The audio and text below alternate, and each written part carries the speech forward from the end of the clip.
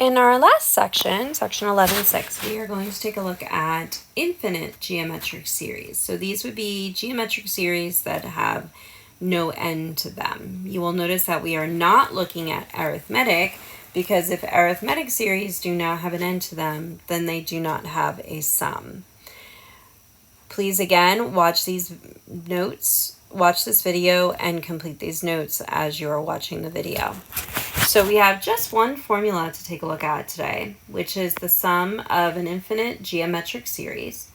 So an infinite geometric series with a common ratio r has a sum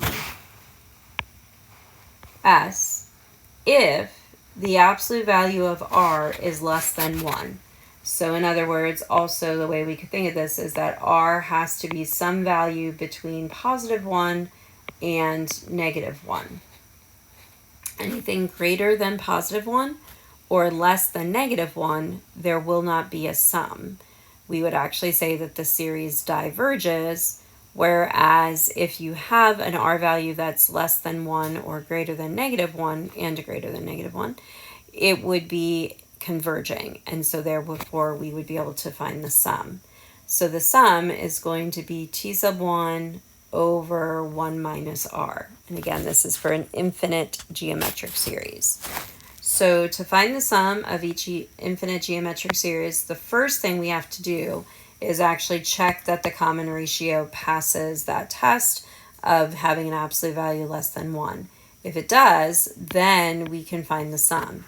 If it doesn't, then we would say that there is no sum. So if we take a look here, again, remember r is going to be second term divided by first term.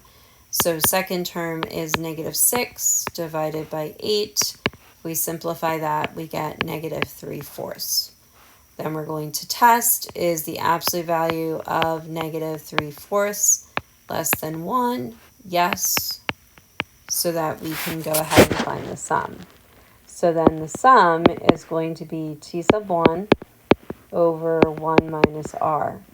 So our t sub 1 is 8 over 1 minus negative 3/4.